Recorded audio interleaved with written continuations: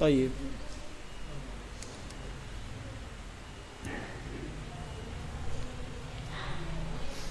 بسم الله الرحمن الرحيم. السلام عليكم ورحمة الله وبركاته. إن الحمد لله نحمده ونستعينه ونستغفره ونعوذ بالله من شرور أنفسنا وسيئات أعمالنا. من يهده الله فلا مضل له ومن يضلله فلا هادي له. أشهد أن لا إله إلا الله وحده لا شريك له وأشهد أن محمدا عبده ورسوله ولا نبي بعده.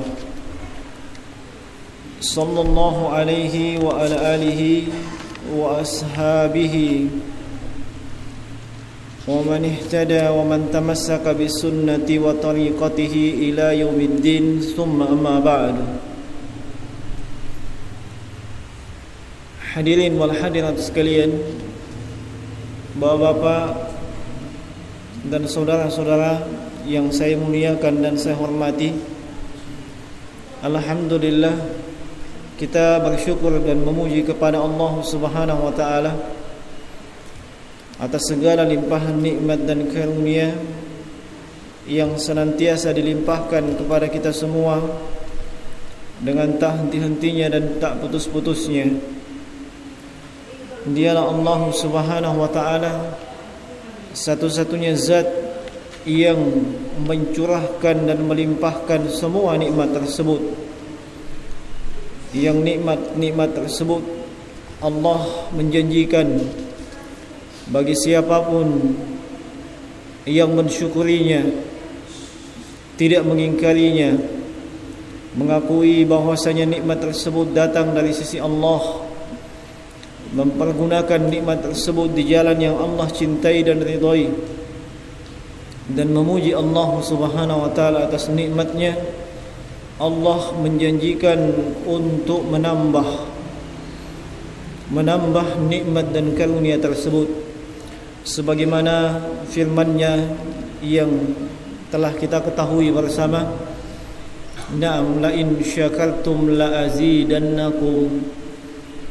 Sungguhnya atau seandainya kalian mensyukuri nikmat Allah Subhanahu wa taala, niscaya akan ditambah nikmat dan karunia tersebut. Kemudian jemaah sekalian, melanjutkan pembahasan kita dalam kitab Riyadhus Shalihin yang ditulis oleh Imam Abu Zakaria Yahya ibn Sharaf An-Nawawi rahimahullahu taala, salah satu dari kalangan ulama yang bermazhab Asy-Syafi'i. Naam, kita masih di hadis yang ke-60 atau hadis yang pertama dalam bab al-muraqabah. Hadis yang panjang, hadis dari Umar bin Khattab radhiyallahu taala anhuma, dan kita masih di sabda Nabi sallallahu alaihi wasallam tatkala beliau menjawab pertanyaan laki-laki yang datang kepada beliau yang menanyakan tentang al-Islam. Dan Rasulullah sallallahu alaihi wasallam tatkala menjelaskan al-Islam, beliau sallallahu alaihi wasallam mengatakan, al-Islamu an tashhada an la ilaha illallah wa anna Muhammadar Rasulullah wa tuqimas salata wa tu'tiyaz zakata wa tasuma ramadhana wa tahujjal bait in istata'ta ilaihi sabila. Naam. Dan kita masih di sabda beliau wa tu'tiyaz zakah, dan menunaikan az-zakah. Dan sudah kita jelaskan di pertemuan-pertemuan sebelumnya tentang makna, definisi dan ta'rif daripada az-zakah. Dan terakhir pertemuan yang lalu kita sudah menjelaskan tentang zakat naqdiyah, zakat emas dan perak. Naam, dan yang berkaitan dengan hal tersebut. Dan insyaallah taala di kesempatan petang hari ini kita akan masuk di bentuk zakat yang lainnya, dan kita akan sebutkan dengan ringkas insyaallah. Di pertemuan yang lalu kita menyinggung sekaligus membantah mereka yang menganalogikan, yang mengkiaskan nisab untuk zakat pertanian kepada kepada gaji pegawai sipil negeri, TNI, Polri dan seterusnya, sehingga mereka mewajibkan adanya zakat. Mereka mengkiaskan dari zakat pertanian. Nah, kita akan menyebutkan bagaimana sebenarnya zakat pertanian tersebut, dan sebenarnya tidak akan bisa dikiaskan demikian. Sangat jauh perbedaannya. Nah, sangat jauh perbedaannya. Di sisi lain tidak ada dari kalangan para ulama yang membenarkan pengkiasan tersebut atau analogi tersebut. Nah, jemaah sekalian rahimani wa rahimakumullah taala, para ulama sepakat ada yang disebut dengan zakat pertanian. Ini disepakati oleh para ulama, tidak ada silang pendapat di kalangan mereka berdasarkan dalil-dalil dari Al-Quran was sunnah dan ijma'.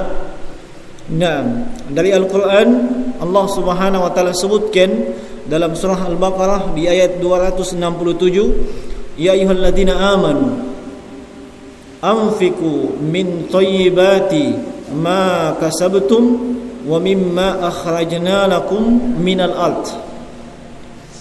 Wahai kaum mukminin, infakkanlah, itu di jalan Allah Subhanahu wa taala, min thayyibati mimma kasabtum, dari hal yang hasil usaha kalian yang baik-baik.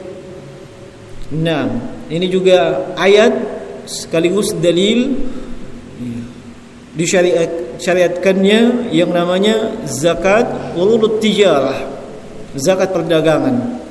Kemudian Allah sebutkan wa mimma akhrajna lakum minal ard, dan apa-apa yang telah dikeluarkan untuk kalian dari bumi. Apa-apa yang telah dikeluarkan untuk kalian dari bumi. Nah, ini dalil, atau disinilah sisi pendalilan para ulama menyebutkan ayat ini sebagai dalil disyariatkannya zakat pertanian, yaitu apa-apa yang telah keluar dari permukaan bumi. Nah, dan firman Allah Subhanahu wa taala, wa mimma akhrajna lakum minal ard. Kalimat min atau kata min di situ, ini min tab'idiyah. Min tab'idiyah maksudnya tidak semuanya. Dari kata ba'd, sebagian. Menunjukkan bahwa zakat pertanian itu dikeluarkan tidak semua dari hasil pertanian. Atau dengan kata lain, tidak semua dari hasil pertanian yang keluar dari bumi, tidak semua dari yang Allah tumbuhkan di bumi ini itu kemudian dikenai zakat. Tidak. Nah, baik. Kemudian firman Allah Subhanahu wa taala dalam surah Al-An'am 141. Allah Subhanahu wa taala berfirman, "Wa huwal ladzi ansha'a jannatin ma'rushatin wa ghaira ma'rushat." Nah, wan nakhla waz zar'a mukhtalifan ukuluhu. Dan dialah Allah Subhanahu wa taala yang menumbuhkan jannatin, kebun-kebun, ma'rushat, yang menjunjung, wa ghaira ma'rushat, dan tidak yang tidak menjunjung. Wan nakhla waz zara', nakhl tamar, kurma, waz zara' tanaman, yang mukhtalifan ukuluhu, yang berbeda-beda buahnya. Nah, waz zaitun wal rumman, demikian pula dengan az-zaitun wal rumman, delima. Mutasyabihan wa ghaira mutasyabih, yang bermacam-macam dan yang tidak bermacam-macam. Kemudian Allah perintahkan, kulu min thamarihi idza asmar, makanlah dari buahnya ketika buahnya telah matang. Wa atu haqqahu yawma hasadihi wa la tusrifu, dan tunaikan haknya. Ini sisi pendalilan dari ayat tersebut, tunaikan haknya ketika yauma hasadihi, ketika dia dipanen. Ketika dia dipanen. iya, wala tusrifu, jangan kalian berlebih-lebihan. Innahu la yuhibbul musrifin. Allah itu tidak menyukai mereka yang yang berlebih-lebihan.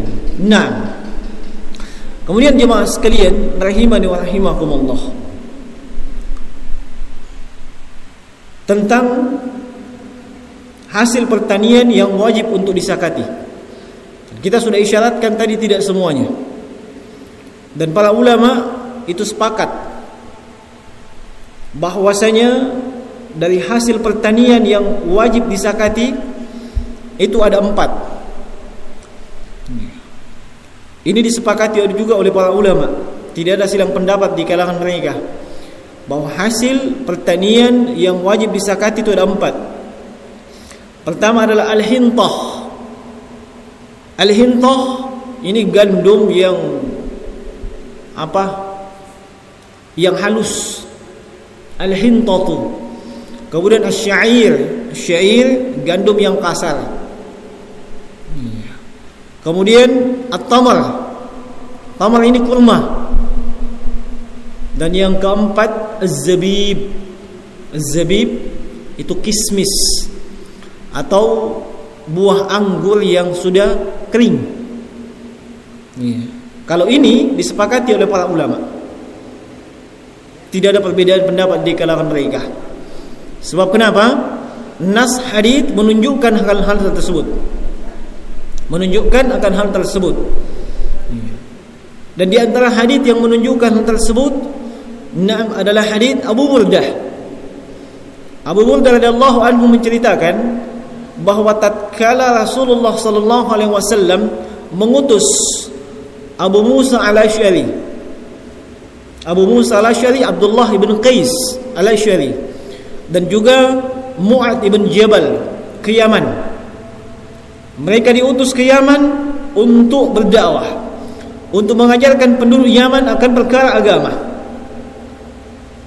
Dan sebelum mereka berangkat, Nabi menasihati kedua sahabat mulia ini.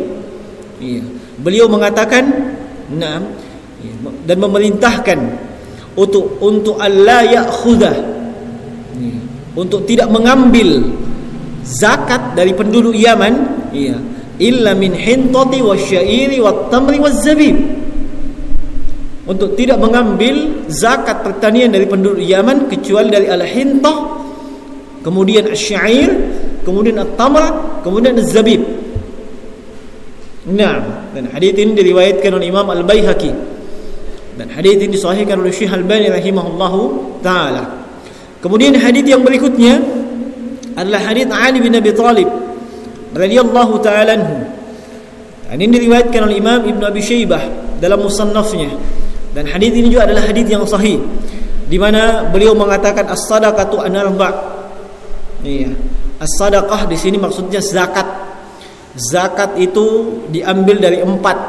Maksudnya zakat pertanian, yaitu minal bur. Al-bur sama dengan al-hintah. Apa tadi al-hintah? Apa tadi al-hintah?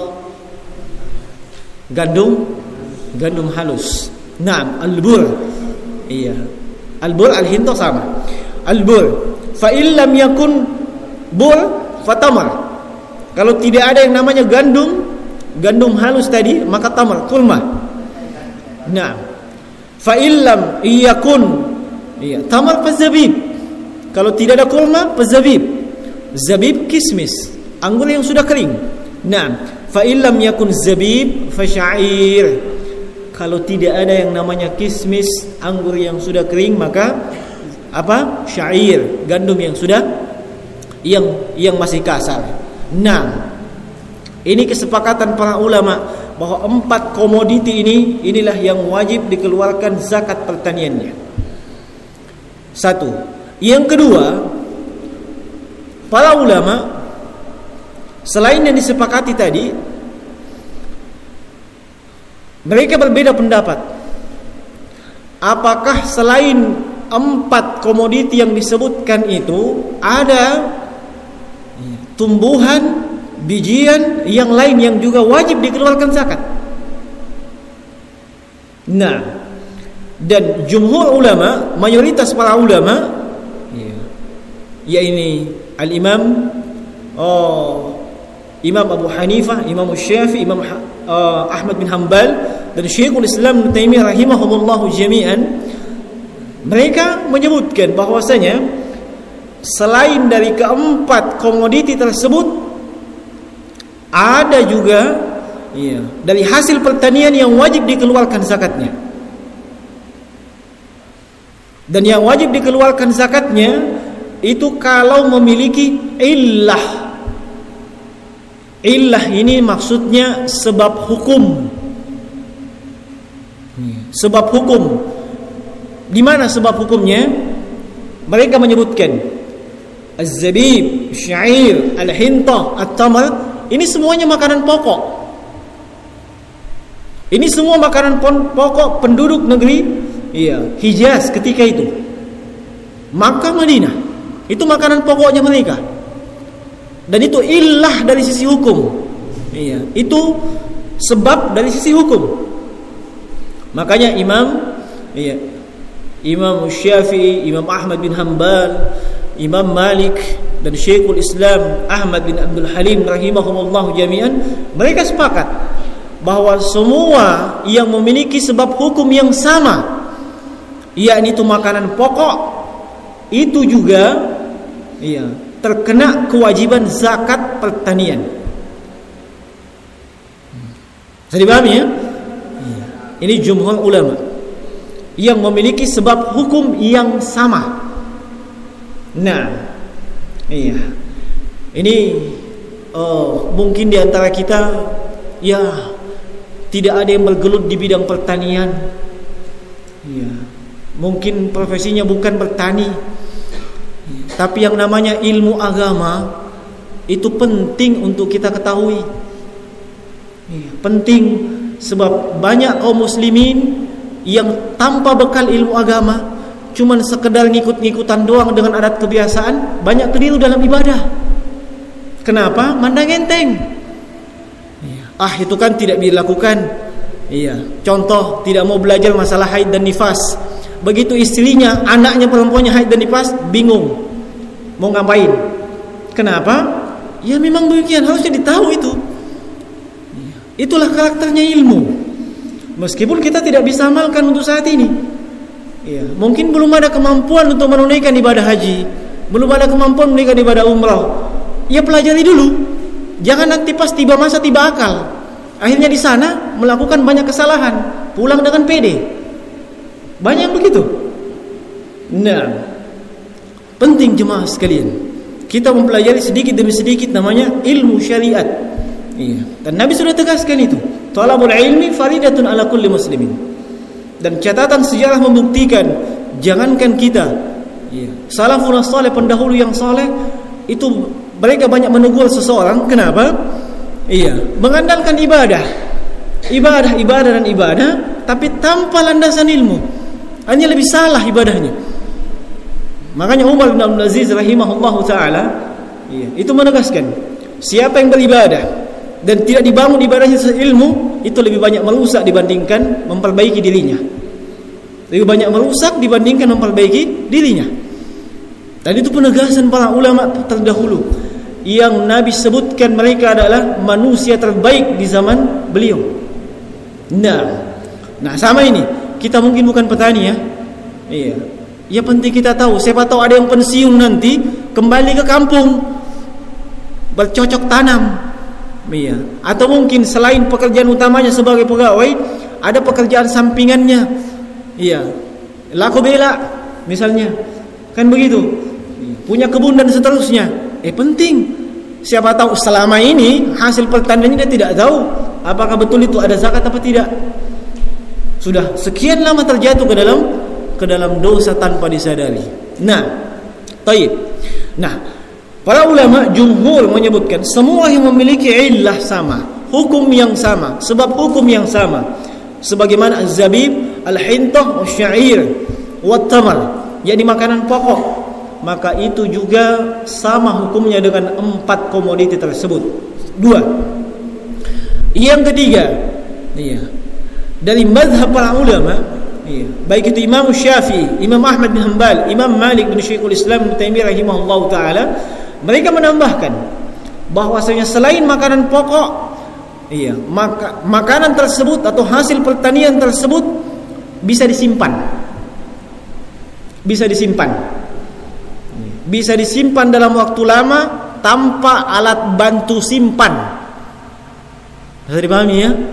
Ya, alat bantu simpan itu kan kayak kulkas. Kan begitu. Itu kan alat bantu namanya. Kadang barang pertanian disimpan tidak pakai alat bantu. Nah, itu yang kena.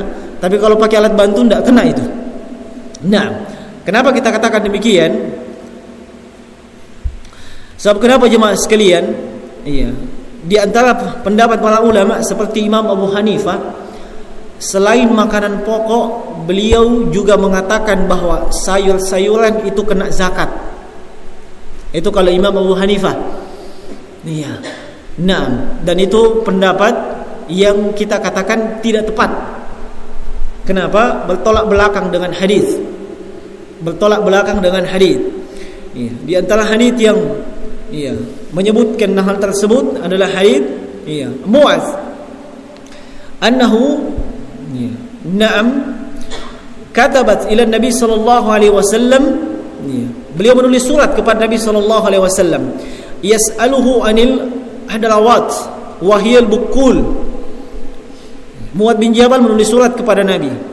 Mu'adz bin Jabal bertanya kepada Nabi, apakah yang namanya hadrawat, bukul alias sayur-mayur,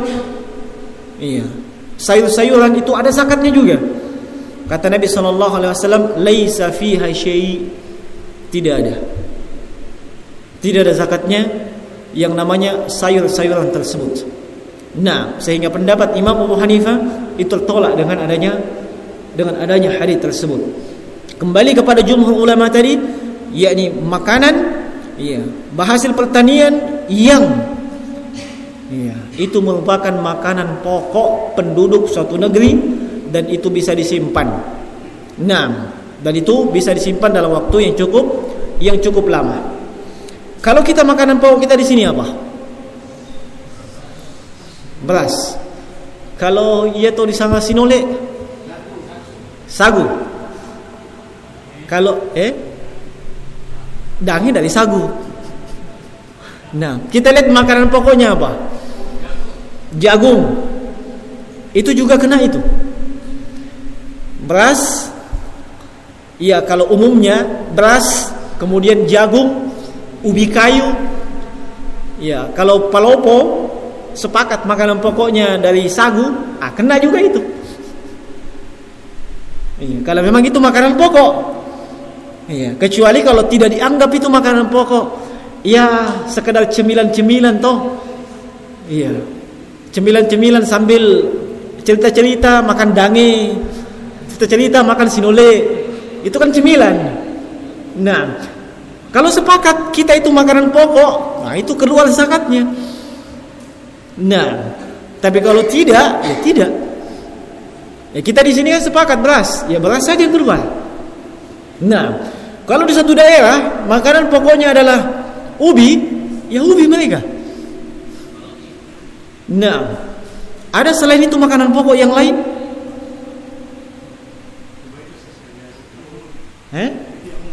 Itu yang umum, maka itu yang keluar. Sama hukumnya dengan kurma, zabib, hinto, syair yang tadi disebutkan, sama hukumnya, sama-sama makanan pokok. Nah, sama-sama makanan pokok. Sehingga mereka yang punya persawahan, itu sebaiknya tahu masalah ini. Mereka juga yang punya kebun jagung, kebun apa namanya? Nah, atau perkebunan sagu. Nah, dia punya kebun sagu yang luas. Dia mesti tahu itu. Nah, sebab dahulu setahu saya itu siapa? Kahal Musakkar di hutan itu makan pokoknya sagu. Itu diceritakan sama ada yang di Sorowako itu yang sudah tua sekali.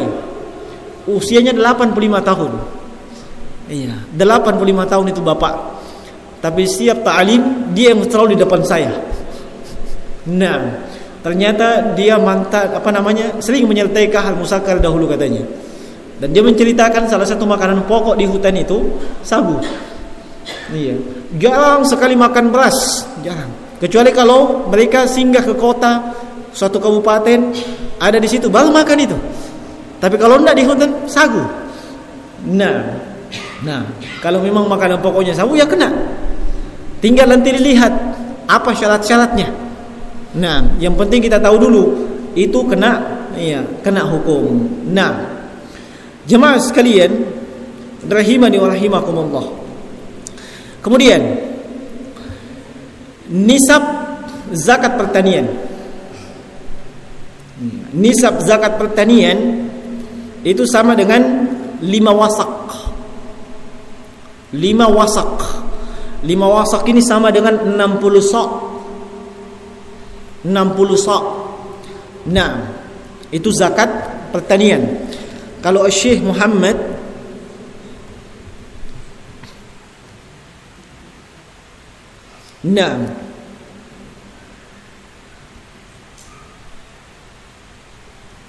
Syekh Muhammad bin Shalih Al-Utsaimin di sini menyebutkan beliau menggenapkan salah satu mi'a sa'in bi sa'in Nabi sallallahu alaihi wasallam, 300 sok.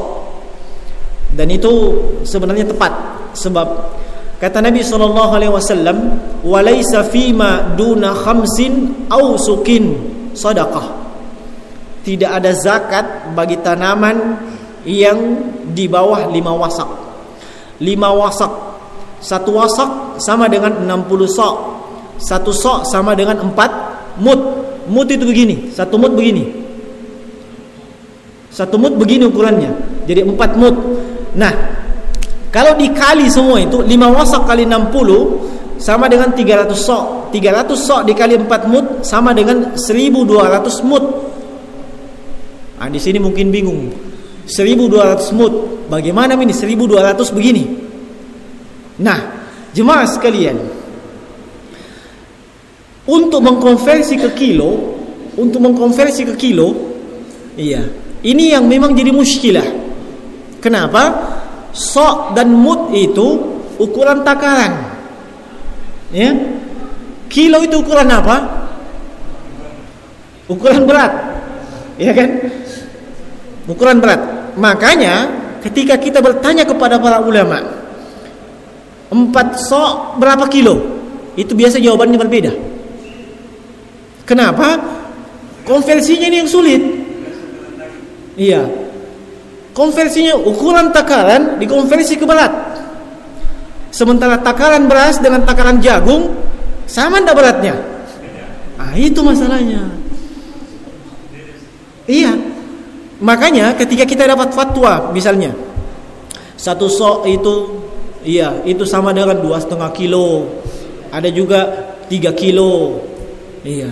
Tidak usah kita ini ulama kok beda-beda. Ya memang mengkonversinya itu sulit. Itu hanya perkiraan. Seperti itu. Yang lebih selamat kalau sedikit dikasih lebih. Yang lebih selamat dibandingkan dikasih pas-pas. Iya, cari ukuran misalnya. Lama menyebutkan ditanya 1 sok itu berapa kilo? Ada yang mengatakan 2,1, ada yang mengatakan 2,5 kilo, ada yang mengatakan 3 kilo. 2,1 saya. Yang lebih selamat itu yang lebih-lebih sedikit. Nah, sebab itu kan ukuran konversi. Iya, ukuran konversi. Nah, kalau misalnya kita ambil 2,4 kilo, ya, 1 sok 2,4 kilo. Dan ini fatwa Syekh Abdul Aziz bin Baz, ya. 1 sok 2,4 kilo. Iya. Atau 3 kiloan. Iya. Maka 2,4 kilo ini 5 wasak kali 60 sok per wasak dikali 2,4 kilo per sok, ini sama dengan 720 kilo. Kalau kita pakai 2,4 kilo tadi, 1 sok sama dengan 2,4 kilo. Maka itu kalau dikonversi, iya, 300 sok, maka itu sama dengan 720 kilogram. 720 720 kilo. Artinya apa jemaah sekalian? Siapa yang punya hasil pertanian, apakah itu beras, apakah itu jagung, apakah itu apa tadi? Sagu, kemudian ubi. Iya. Ketika dia panen ubi, ketika dia panen jagung, panen beras, panen sagu, 720 kilo beratnya, nah baru kena satu nisab, mencapai nisab. Mencapai nisab 720 kilo. Kalau panennya 1 ton, mencapai enggak? Oh lebih, saya kira enggak cukup. Nah, saya cuma mau tahu, siapa tahu ada yang di sini Pak rekengan salah. Nah, 720 kilo. Nah, jadi 720 kilo ini sudah dikeluarkan, sudah ada kewajiban mengeluarkan zakat. Nah, ketentuannya begini. Dilihat tanamannya. Apakah itu beras, padi, ubi, jagung dan sagu tadi. Jika tanaman tersebut diairi, butuh air. Ya, butuh air. Nah, apakah itu air hujan, air sungai dan air apa saja? Dan tanaman tersebut mendapatkan pengairan gratis, ya, tidak ada biaya dikeluarkan. Misalnya di kampung ada irigasi itu tidak ada biayanya sampai ke kita, iya toh? Pemerintah tidak pungut biaya dari situ. Ya. Tanaman tersebut tumbuh dengan apakah hujan yang gratis atau irigasi yang gratis. Nah, tidak juga butuh pompa.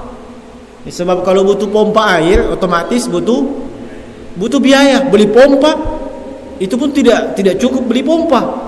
Tidak bisa jalan pompa tanpa bensin. Ada juga pompa bensin tidak bisa juga jalan kalau tidak dikasih ditarik. Iya toh? Nah, itu semuanya butuh biaya. Nah, semuanya diairi tanpa biaya. Iya. Yang diairi tanpa biaya ini itu zakatnya sebanyak 10%. 10%. Dari 720 kilo itu keluar berapa? Iya, 720 dikeluarkan 10% menjadi 72 kilo. 72 kilo. Ini banyak enggak?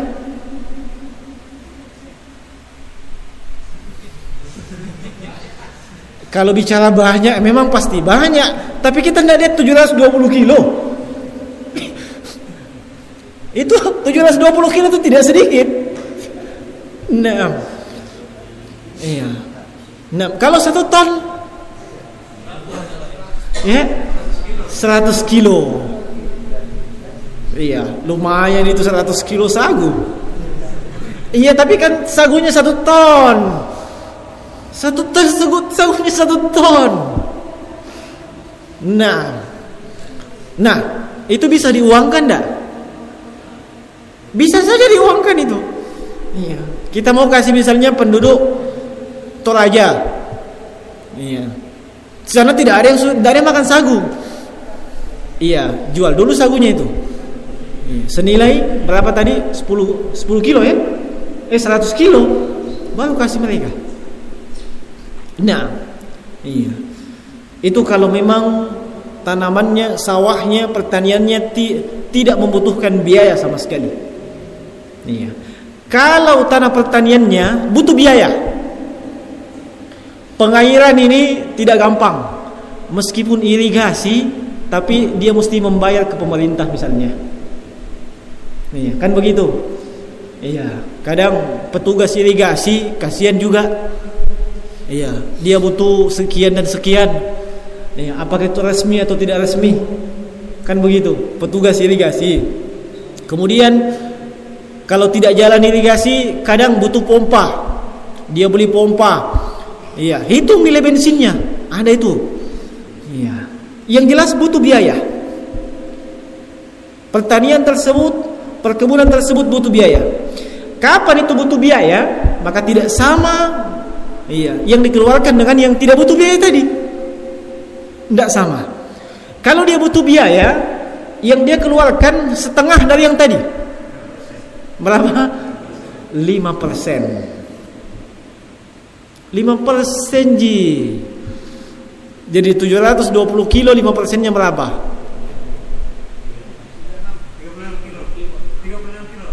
36,0. Kita bilang 360 weh. Setengahnya itu.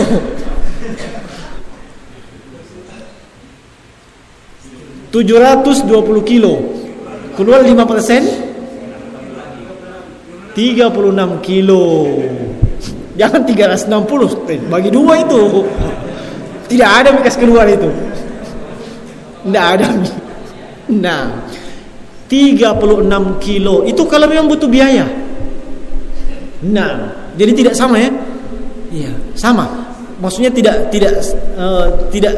tidak sama antara yang butuh biaya dengan tidak biaya, yang tidak butuh biaya. Iya. Nah, dan itu sama saja apakah itu beras, jagung, sagu dengan ubi tadi. Kapan dia butuh biaya? Apalagi biasanya ubi itu kan butuh pupuk. Iya kan? Iya, kalau butuh pupuk ada yang organik, ada non organik. Ada juga pupuk kandang ya. Tapi itu pupuk kandang juga butuh biaya. Sebab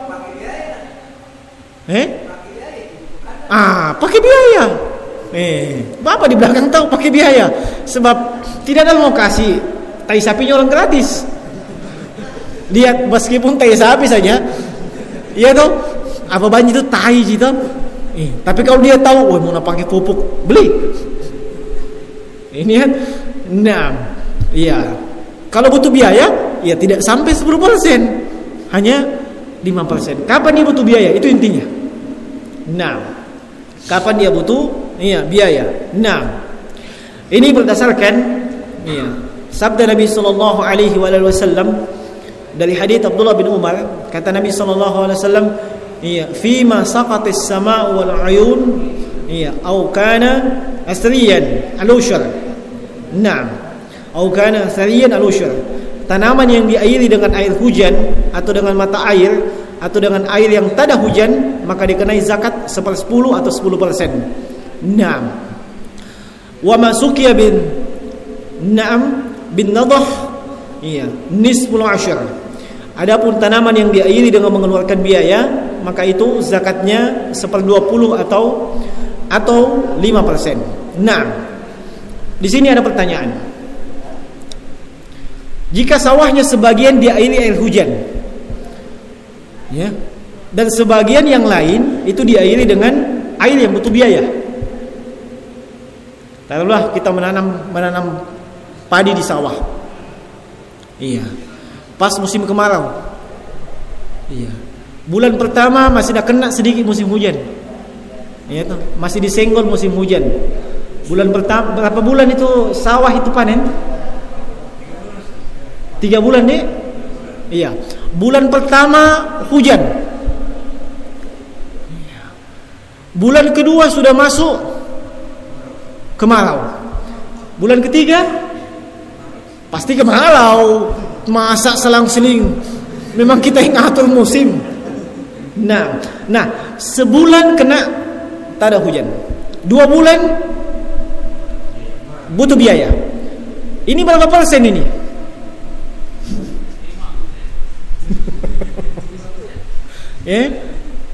Iya, betul, 5%.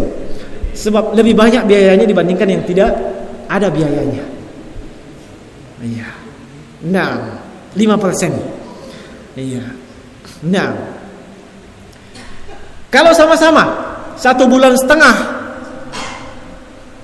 kena hujan, 1,5 bulan kemarau.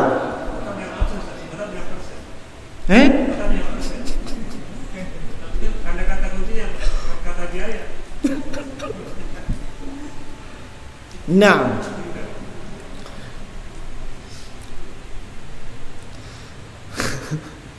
setengah-setengah ya.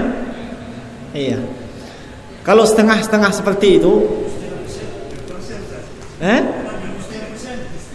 2,5%. Wah. Itu. Itu. Nah, yang lebih tepat dalam masalah ini insyaallah taala, karena sebagian ulama mengatakan itu adalah tetap 5%. Sebab tetap butuh biaya. Nih ya. Seandainya tidak ada biayanya sama sekali, maka 10%. Nah, betul. Iya. Meskipun memang setengah-setengah jelas dia butuh biaya. Iya. Kapan butuh biaya? 5%. Nggak butuh biaya 10%. Selesai masalah. Ya kan? Nah, baik. Pertanyaan berikutnya, kapan ini dikeluarkan? Pada saat panen. Nah, pada saat panen. Nah, begini. Untuk beras. Iya. Untuk beras, sebelum jadi beras apa namanya? Gabah. Iya kan? Itu gabah dengan beras itu beda. Iya, biasanya gabah kalau dalam bentuk gabah 1 ton. Kalau berasnya menjadi ya jelas tidak sampai 1 ton itu. Yang mana dikeluarkan? Apakah pas dia masih gabah atau ketika dia sudah jadi beras?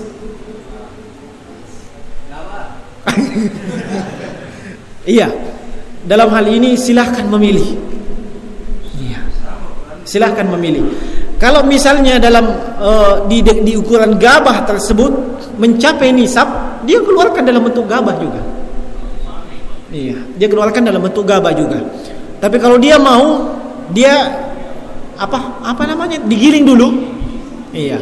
Digiling dulu sih.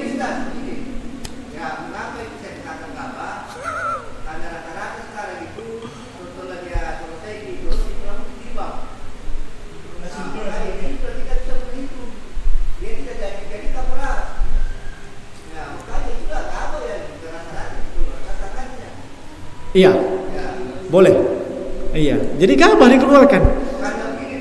Kalau dulu itu masih kita di kampung dulu, kan dulu kalau kita itu hanya di dulu sampai di kampung. Kalau kita sampai sana dulu, itu kita keluarkan dulu. Nah itulah dia. 10 ikat. Oh, jadi kalau 1000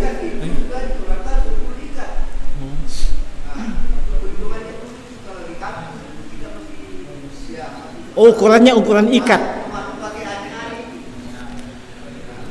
Iya. Nah. Iya.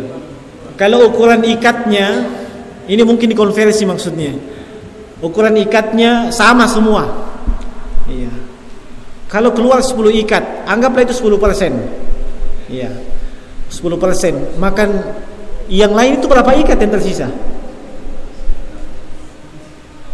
Nah, jangan sampai lebih banyak yang keluar. Iya kan? Iya. Kalau ikhlasin tidak ada masalah. Iya kan? Iya. Cuman kalau dikasih keluar sambil diingat-ingat, dipikir-pikir, budak duka tuh enak deh. Kan tidak ikhlas namanya. Iya tuh. Nah, jangan sampai lebih 10%. Iya. Nah. Oh, penghalalan atau dipaksakan dihalalkan. Aina.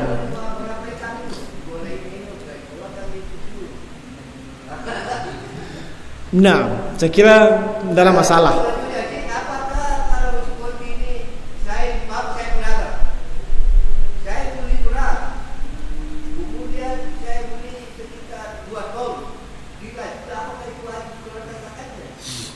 Kita kan itu kan bukan kita yang beli.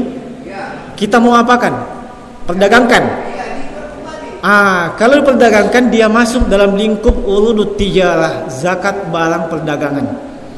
Iya, zakat barang perdagangan dia mau mencapai 1 ton tidak cukup 1 ton kalau dia masuk di bagian perdagangan, iya, itu zakat perdagangan. Sama dengan kambing, onta dengan sapi ya. Iya, itu kan punya batasan-batasan kalau zakat kambing, zakat onta, zakat sapi. Iya, tapi kapan dia tujuannya bukan untuk disaimah istilahnya, bukan dipelihara diambil susunya dan diambil manfaatnya, maka dia masuk ke dalam lingkup zakat perdagangan. Iya. Begitu. Iya, bukan zakat pertanian. Sebab kenapa? Itu bukan hasil panennya dia. Iya, tapi zakat perdagangan. Insyaallah zakat perdagangan itu kita akan bahas di kesempatan berikutnya. Kita sudah dibatasi oleh waktu. Sekira demikian ya.